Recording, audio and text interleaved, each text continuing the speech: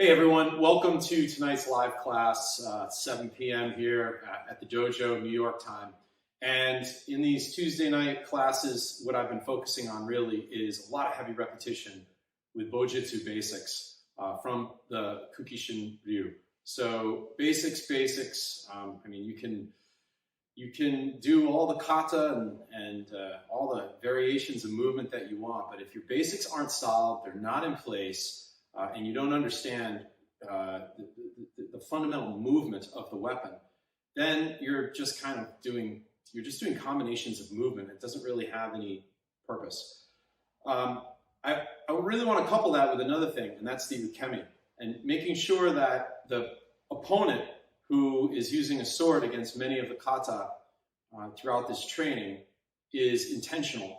And they're not just sort of a stick figure or a dummy sitting there swatting with their sword at a stick coming at them, but they actually understand that they are trying to put pressure on you within each one of the kata. Now, we can go to a couple different levels here with this, first of all. When we're training and we're looking at a specific kata, there's a degree of what my teacher calls kakihiki, which is sort of like the tactics or the timing and the rhythm, and sort of understanding what the outcome is that you're trying to accomplish in the kata. So it's kind of important that the uke understands that as well, because they're going to be able to deliver the right amount of pressure or intention and really help the student to develop better. You got to have a good uke. I used to have a saying here in my dojo that was, you're only as good as your training partner allows. And there's a lot of truth to that.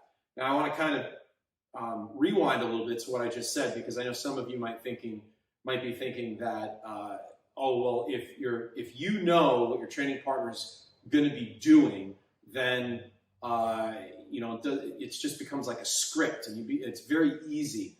So it's kind of hard to train that way. Well, I'm going to challenge you. I'm going to challenge that concept a little bit here. And what I want you to do is, you need to understand that in order for my training partner, in order for someone to get good at Bojutsu, they need to have someone fighting against them who's good with a sword. Now, if I understand that maybe like Peter here, who's going to be with us tonight, he's working on a particular kata right now called Gekichu. And there's a very specific variable in the technique which involves shifting back and striking up under the wrists and keeping the opponent in a specific position. If I know as his training partner, I recognize that this is what he's trying to accomplish with me, then I'm going to be able to deliver a real appropriate attack at that specific moment that he needs to be training in to understand the principle of this kata. If I'm just some guy sitting there just kind of hitting the bow wherever it's coming at me from, he's not going to really have the opportunity and he's not going to get the necessary feedback that he's going to need to do the technique properly and understand the tactic behind the kata. So enough talking for me. What I want to explain in tonight's lesson is really, we're going to break this down into 3 different lessons over the course of the next few weeks. And this is just proper handling of the sword against Bojutsu so that you can be a stronger and better uke. Once again, you can sit here and we can go through combinations and kata all day long, but in my method of teaching and the way I believe, if you don't have someone training with you, then you're basically just learning combinations of baton twirling or spinning a stick or whatever. Not to take anything away from baton twirlers, because they're pretty awesome in their own skill.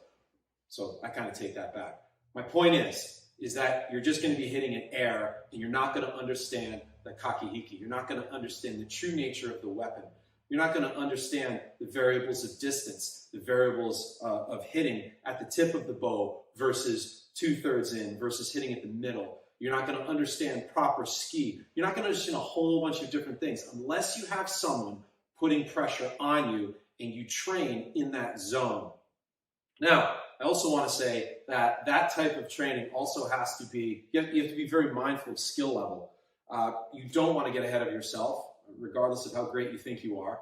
You want to stay at a level that will help you to best progress. And for me, that is very slow, consistent, and highly, highly accurate. That's how I want my training partners training at me, because I feel that comes out when I'm working with the top students here at my dojo and my colleagues, and they come at me fast, they come at me hard, I'm able to move easily with a lot of fluid and power and crisp movement. That can only be found in proper form and like almost like crazy amount of accuracy training. And then from there, I begin to train speed. Speed can't happen unless you are physically fit. And I'm sorry that some people kind of may turn their head at that one, but you can be fast on 5 strikes, but being fast on 500 and after you've trained for 4 hours and still keeping, that to me is fast. If you go fast on 1 or 2 strikes, great. But the reality is that in Kobudo, we test, at least here in this dojo, you do your rank tests after you have trained and after you're exhausted. At that point, you should still be fast. You should still have your form in place. You should still be accurate with your technique. So this is what I'm looking for in my students. Hopefully that's inspired you a little bit as well. Okay, enough talking from me. Let's take the first part of 3 different lessons that I'm going to do on these Tuesday evening live streams. And I want to share with you blocking methods of Bo so that I can be a better uke for my training partner.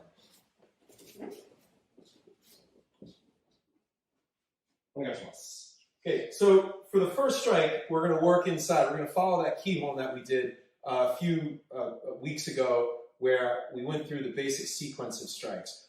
I'm going to show you 4 different ways to receive a strike. The first one is going to be tento menuchi, and how is like a proper uke, your proper ukemi, you're receiving the technique, could be done. Now, there are going to be people out there that says, oh, what about this, what about that, and that's fine.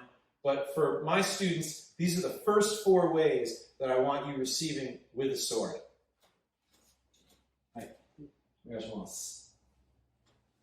first one is going to be simply shifting to the side and receiving the weapon in this manner. Now you'll notice my right foot went to a 45-degree angle. I've turned the sword slightly so that the spine of the weapon is at a 45-degree angle receiving. And as you can see, if Pete's momentum continues forward, he's going to meet the blade without any manipulation of the blade on my part.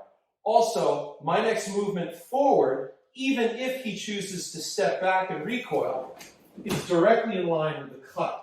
So this first receiving method sets up for the cut. I'll face you so you can do it along with me if you have a sword. But from here, I simply shift to the side and I receive, turning my right hand like this. Not receiving in this manner. This is absolutely wrong. Like that. And hitting the side of the sword against the bow, you're going to risk bending your weapon. You're going to risk breaking your bokken. And it's not the right way to do it. Opposite side is here I'm going to move with my back leg and receive in the same manner. Like this. Same exact thing. And as you can see, the alignment of the blade is directly at the toi. Okay. So this is going to be the first method. So if you want to do it along with me here, we'll begin in Seigan no Kamae. I simply shift my right foot to the side and I receive. Then I shift my left foot to the side and I receive. And you see the slight turn of the bow. I'm sorry, the bokken. And then back. Now, of course, footwork can change up. I can move forward with this motion. I can move to the side with this motion.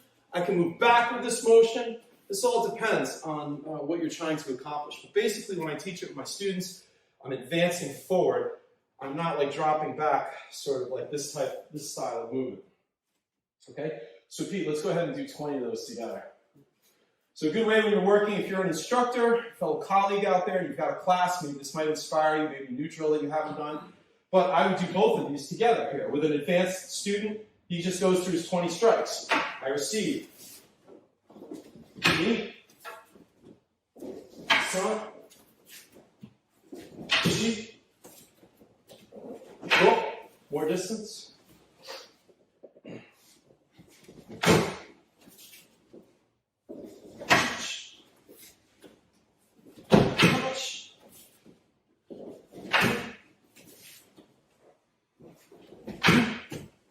Okay, you see I put a little pressure there at the end.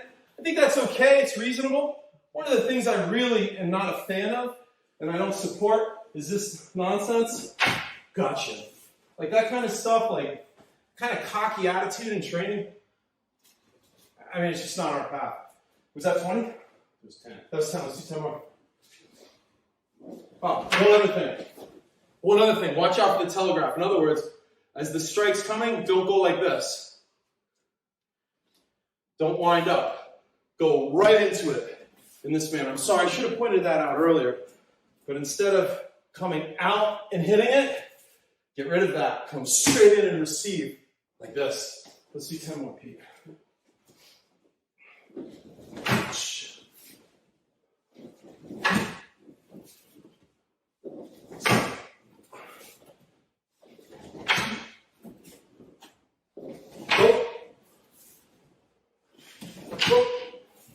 Okay, one thing I want Pete and I to do is to not bounce out of the technique. I think we're starting to get a little bouncy here, so I want to reel it in. He's still going to hit fast. He's still going to get hit hard because that's appropriate for our skill level. If I was a green belt, Pete would be coming at me really slow. Still accurate, but much, much slower. But at our skill level, it's responsible to come fast and accurate. But watch this. Difference now. He strikes, and you see how we stop there for a moment. That gets rid of this. Do it on that side. That gets rid of this kind of thing, like hitting and bouncing. Like if you should be solid right here and stable with your movement. And then back. Now we'll go to the opposite side. We'll pick it up from 4.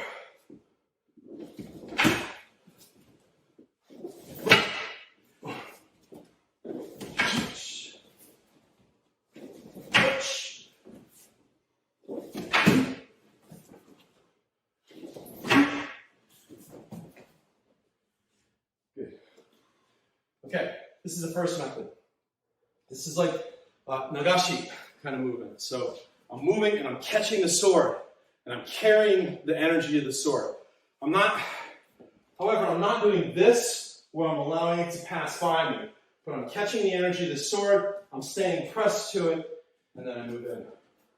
Okay, the next method of receiving Tento Menuchi that we can move on to is Tento Menuchi.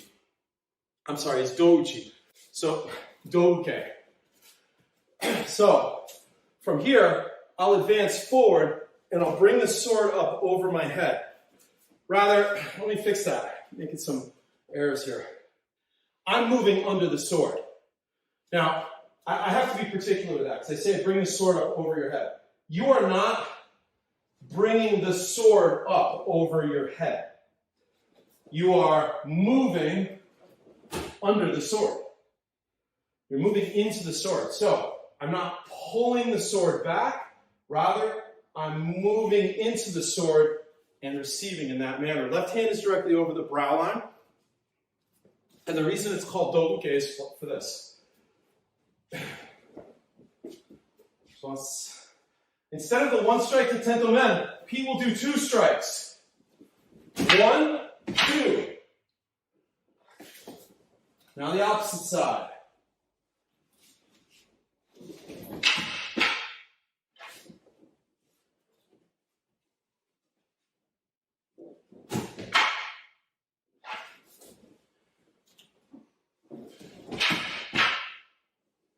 Okay. As I'm doing this, the left hand should be staying somewhat straight, not locked, but also not like this. And the tip of the sword, as you can see, is at about a knee height here. Not like this for this exercise. There are times when this type of movement is appropriate. But for this particular one, you want to create this angle to protect here from his second strike. The uke should strike Tento Men and then do in that manner. So we can reel it back and just practice this overhead do uke and just start there and then gradually move it up. So Pete, let's do 10 and 10. The first 10 is just going to be with a strike to the head. The second strike will follow through with a strike to do, so you'll do 2 strikes. Ich, ni, san, shi, go, rok. Let me explain something here. Pete he's hitting at my head. he's not striking in front of my head. He's not pulling to the side. He's striking at me because he's being consistent with our skill level. And this isn't to talk each other up. It actually is a little bit more of a responsibility that we have to carry. But if I don't move out of the way, I'm going to be getting hit by that. And I think this is an important thing for martial arts. You have to keep that honesty in place. Let's pick it up at 6.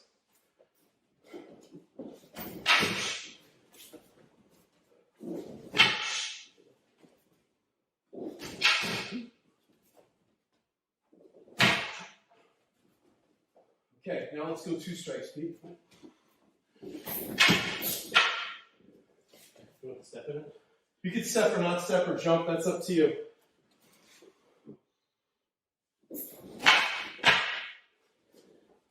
Fix my arm there. Oh. Knee. Sun. Sheep. Go. Let's give ourselves some distance.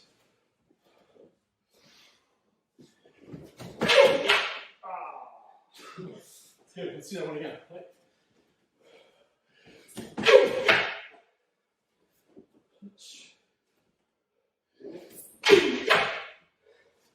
You can see the problem here. If I try to do this to Pete, he got me. Okay? Good. So, 1. Go, go, go. 2. Good. Let's do that same side, same one again. Faster, harder. Losing my hand there. Let's look at what's wrong. Yeah, same side. I've lost this hand twice now, so let's correct that. Much better. It was in my elbow. That's where the problem was, so let's do one more. Nice. That's good. Okay. So, I gotta lose that once. This is douke. This would be the second way that I teach proper receiving, proper ukemi, when preparing for Bojutsu. Next is makiage. So here, I'm basically going to do the first technique of nagashi, but I'm going to turn the sword to enter. So I don't think that we should be training, really, Bojutsu against the sword unless the sword person understands this basic principle. Just Seigan no Kamae, please.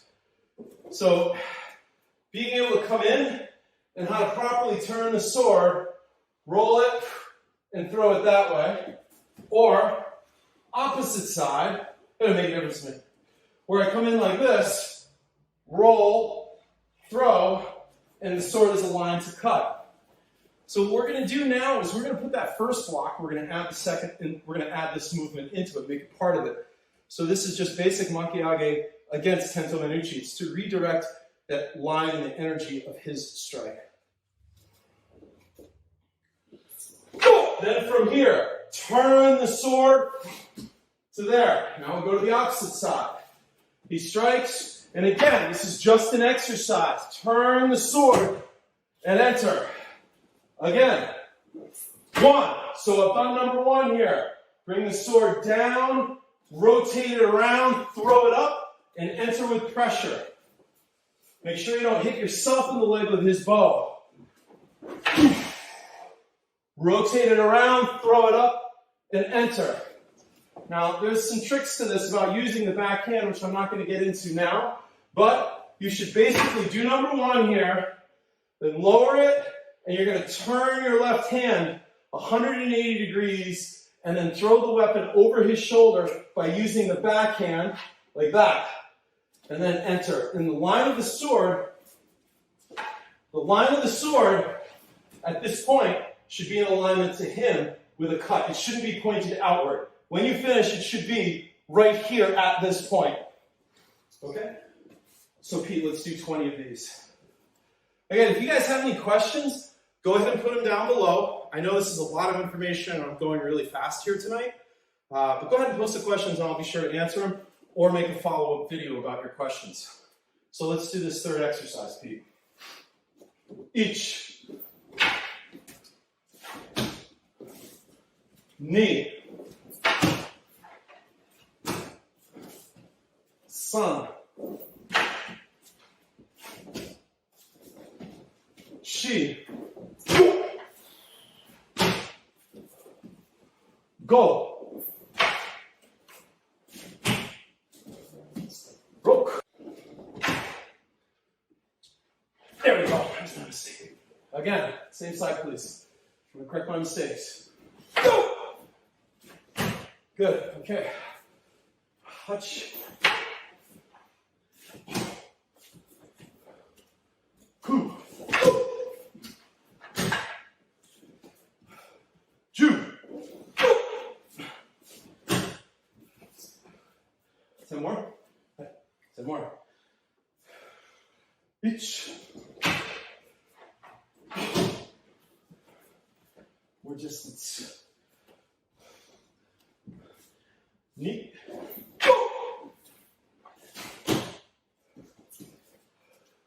Sun. And again, this is just an exercise. Shi.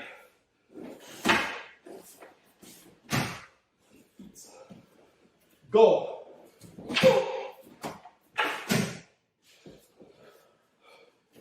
Rook. Ah. Shich.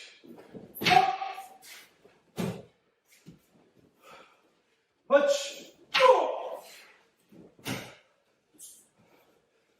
Ku.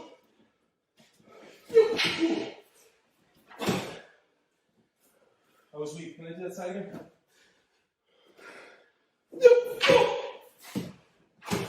Not better. Ju. Okay.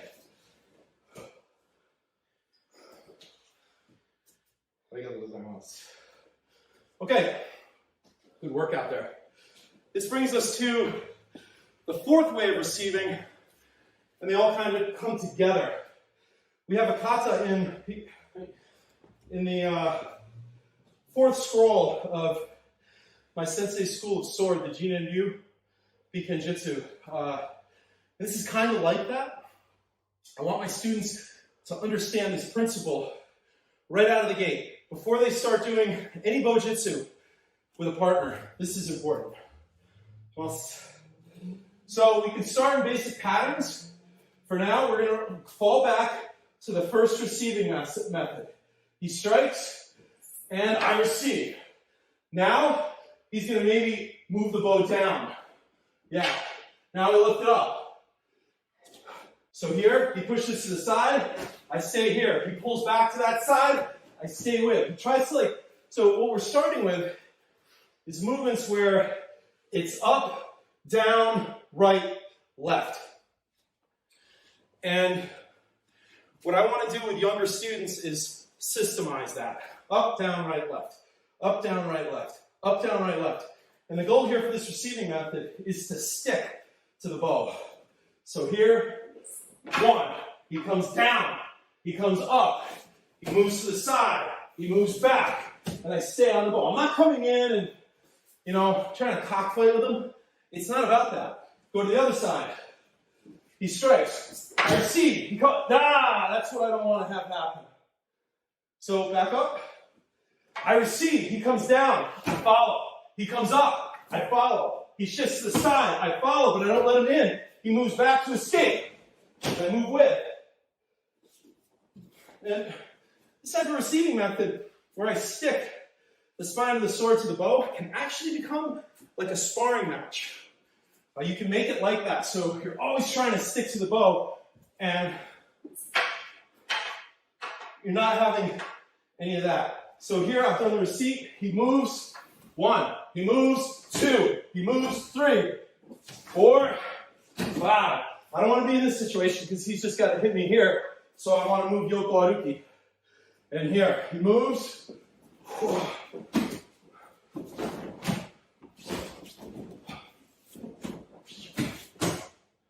And this is the fourth method. That one technique can really give you guys a workout. So we have 4 methods of receiving. The basic is just Jodan Uke, or like Jodan Uke Nagash. We take the energy you receive. The next is do-uke, where you receive like this, preventing yourself from a strike to the do, making sure that the kisaki is at the knee level. And of course, depending on the distance of your opponent and his or her range, that's going to determine the footwork. I might even say also what style you study, because if you're not from the traditions that I teach here at this dojo, your ashi sabaki or your footwork might be quite a bit different. Anyhow, a more advanced version of this is going to be with a yoko aruki. And then as the do comes, I move my foot like this.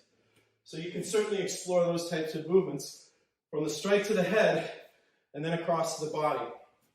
And this is to protect and train and condition yourself to protect against the countercuts.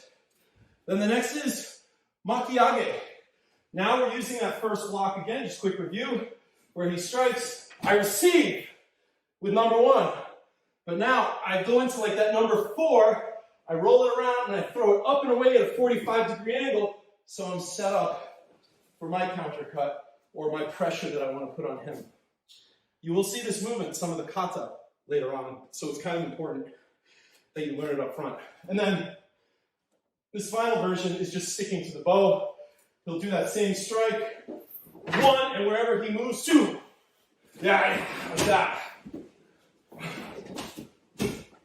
So like this. Yeah, of course I can punch Pete and he can kick me, whatever, but this is an exercise. So what ifs, they're like snowflakes. They're infinite, they're all different, tons of answers, blah, blah, blah. But if you don't have the basics down, all that stuff's nonsense. And what I'm trying to do here is just teach you, maybe inspire you a little bit with some of the basics that we use here at this dojo to help prepare a better Bojutsu experience and training. Okay, here's the 5th one. This will be the final one. Peter's going to strike powerfully to the head. That's it. Or Pete strikes powerfully to the head. That's it. And I just move. And I don't get hit. So, here. It's just basic muto dori. You strike. Like that. That same type of movement. Like that. That movement, maybe I could even come in more on. So I'd like to do that same one again.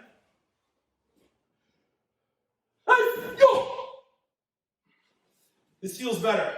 What I want to accomplish with this type of movement, even when I was doing these, he finishes the strike, is I want to get my navel inside his lead hand. This is ideal. This is not ideal. This, in my opinion, this is amateur, maybe. I want here consistently.